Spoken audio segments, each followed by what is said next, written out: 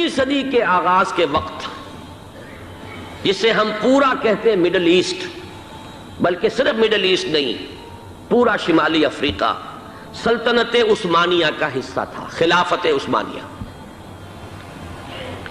Libya, الجزائر، مصر، پورا حجاز، یمن، پورا عراق، شام، اور یہ شام ہی کے حصے ہیں در حقیقت، اردن اور لبنان، یہ سب، یہ شام عرب، عراق عرب، یہ پورا علاقہ خلافت عثمانیہ یہ اس کا حصہ تھا۔ پہلی جنگ عظیم میں انگریزوں نے عربوں کو بغاوت پر آمادہ کیا، غداری پر آمادہ کیا، انہوں نے خلافت عثمانیہ کے خلاف بغاوت کی، بیج بوئے ان کے دلوں کے اندر نفرت کے، ابھارا انہیں، تم ترکوں کے غلام کیوں ہو، تمہیں خود حاکم ہونا چاہیے، تم کھڑے ہو جاؤ، ہم مدد کریں گے، تم بغاوت کرو، تم ان ترکوں کے خلاف ہماری مدد کرو، ہم تمہیں آزاد کر دیں گے، تم اپنے پاؤں پر خود کھڑے ہو جانا۔ یہ بہت ہی ہمارے لیے دردناک المیہ ہے اس پہلی جنگ عظیم کا۔ کرنل لارنس جیسا شخص برطانوی استعمار، اور اس کے نتیجے میں عربوں نے بغاوت کی۔ اور اس قدر دردناک بات آپ کو بتا رہا ہوں، میں پہلی مرتبہ جب سن 62 میں حج کے لیے گیا مدینہ منورہ میں، ابھی وہ ریل کے انجن کھڑے ہوئے تھے۔ یہ ترکی کے زمانے میں، سلطنت عثمانیہ کے زمانے میں بغداد سے مدینے تک ریلوے لائن تھی۔ یہ پورا ایک عالم سلطنت عثمانیہ، صرف سلطنت نہیں، خلافت عثمانیہ،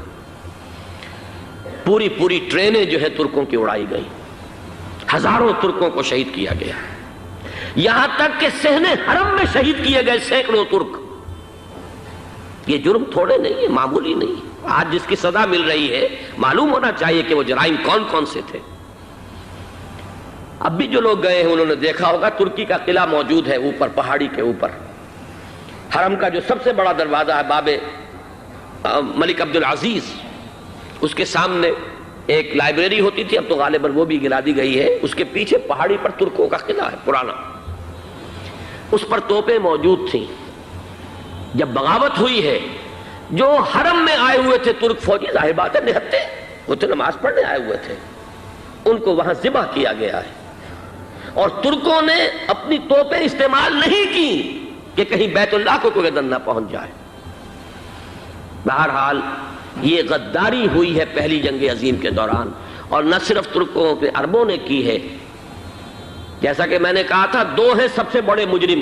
روئے ارضی کے اوپر امت مسلمہ کے طبقات۔ ہمارا پنجابی سپاہی بھی جا کر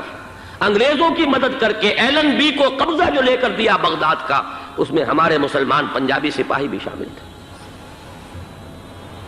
یہ خون چکاں باب ہے ہماری تاریخ کا اس صدی کا۔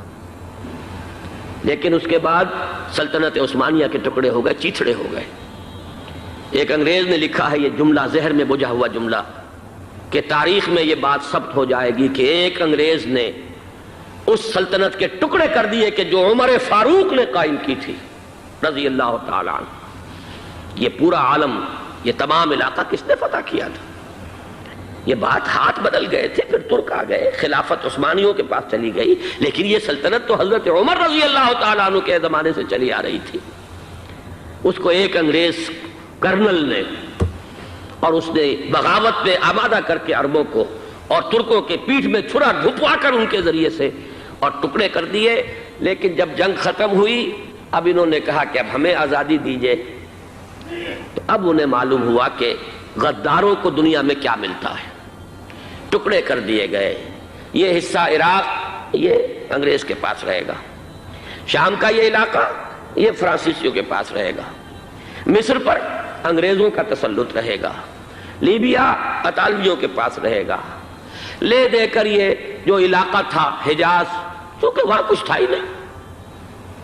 بوادٍ غیر ذی زرع، یہ عربوں کے پاس چھوڑ دیا گیا۔ اس وقت جو بادشاہ ہیں شاہ حسین اردن کے، ان کے دادا سب سے بڑے غدار وہی تھے، لہذا ان کو اس علاقے کی بادشاہت دے دی گئی۔ اس کے بعد نجد سے ایک تحریک اٹھی ہے، وہ سعودی جو خاندان ہے وہ نجد سے اٹھا ہے۔ نجد میں اس وقت کچھ بھی نہیں تھا، وہ تو صرف ریت کے تودے تھے اور کچھ بھی نہیں، لہذا ادھر کسی استعماری قوت کو دیکھنے کی ضرورت ہی نہیں تھی۔ وہ تو بعد میں تیل برآمد ہوا اور اس کی حیثیت ہو گئی، اور یہ امارات کا علاقہ جو ہے اس کی دنیا میں اب گویا کہ یوں سمجھیے کہ جو سب سے زیادہ اہم علاقے ہو سکتے ہیں روئے ارضی کے نقشے پر، ان میں سے ایک وہ ہو گیا، لیکن یہ اس وقت کی بات میں کر رہا ہوں، کوئی حیثیت نہیں تھی، لہذا اس کو چھوڑ دیا گیا۔ یہ ہے تاریخی پس منظر، یہ لکیریں جو کھینچی گئی ہیں،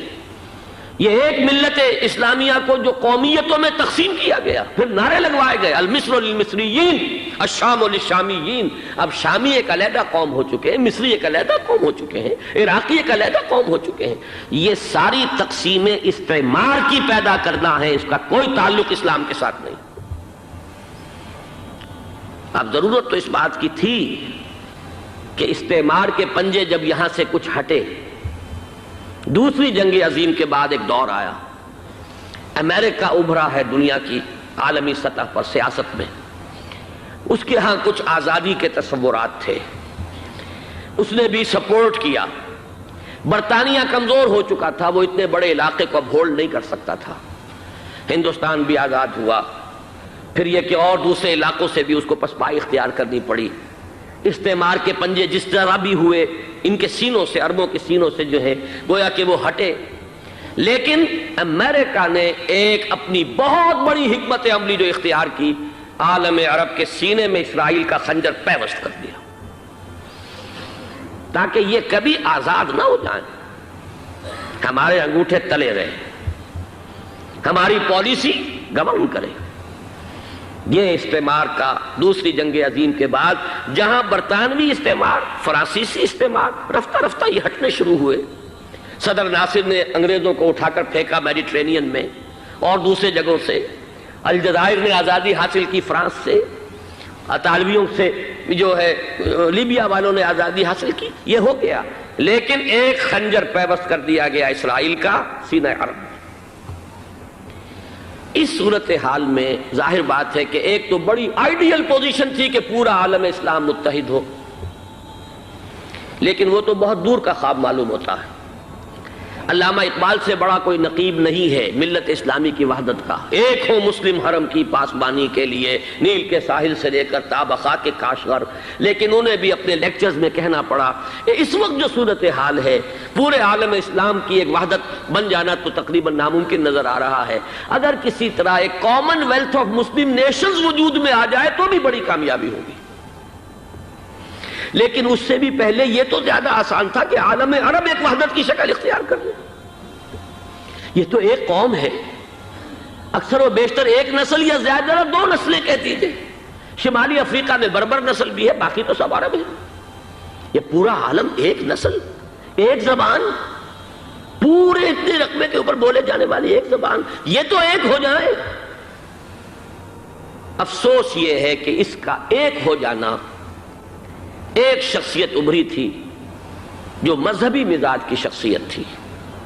جو دینی مزاج کی حامل شخصیت تھی، اگر اس کی قیادت میں عالم عرب متحد ہو جاتا تو واقعتاً ایک بہت بڑا جو ہے مرحلہ وہ طے ہو جاتا پوری عالمی ملت اسلامیہ کی ایک وحدت اختیار کرنے کا۔ وہ شخصیت تھی شاہ فیصل شہید کی، اور اس لفظ کے ساتھ ہی آپ کے ذہن میں آ گیا ہوگا کیوں انہیں شہید کر دیا گیا، کس نے کیا کرایا، کہاں سے تعلیم حاصل کر کے آیا تھا وہ جس نے شہید کیا شاہ فیصل شہید کو، اس کی گردن پر کون سوار تھی، وہ یہودی لڑکی کے جس کے فوٹو بھی شائع ہوئے کہ گردن پر اٹھائے کھڑا ہوا شہزادہ اپنی ایک یہودی دوست کو، لڑکی کو، اور وہی ہے کہ جس نے جا کر پستول سے شہید کیا ہے۔ جان میں اچھی طرح جان لیجئے، جیسے بارہا میں نے عرض کیا ہے کہ حضرت عمر کو شہید کرنے والا کہنے کو ابو لولو فیروز تھا، لیکن اس کے پیچھے پورا ایرانی نسل پرستی کا جو پورا پس منظر ہے، اسے تو ہر شخص جس کی ذرا بھی نگاہ جو ہے جو صرف منظر کو نہ دیکھ رہی ہو، پس منظر کو بھی دیکھنے والی ہو، وہ تو جان لے گی کہ ابو لولو فیروز ایک فرد کا نام نہیں تھا، وہ ایران کا انتقام تھا عالم عرب سے۔ بالکل اسی طریقے سے یہ امریکی استعمار کا ہتھ کنڈا تھا، اسے محسوس ہوا۔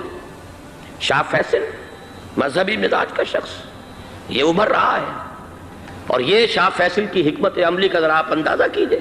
لاہور میں سمٹ کانفرنس ہوئی، اس میں وہ آئے، سب سے ٹاورنگ پرسنالٹی پورے اس وقت عالم اسلام کے اندر شاہ فیصل کی تھی، اور وہ گویا کہ ایک بہت ہی جس کو کہا جائے کہ ایک بہت ایلڈرلی، ایک بزرگانہ ایک شخصیت جو ہے، اور انہوں نے اپنی دولت کے دروازے، عرب میں وہ مشہور تھے کہ نہایت خسیس اور بخیل انسان ہے،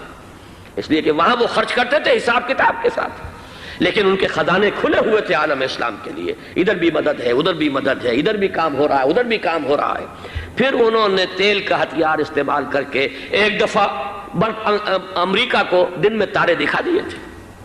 لہذا ان کا ہٹایا جانا سین سے یہ امریکی استعمار کے لیے لازم تھا۔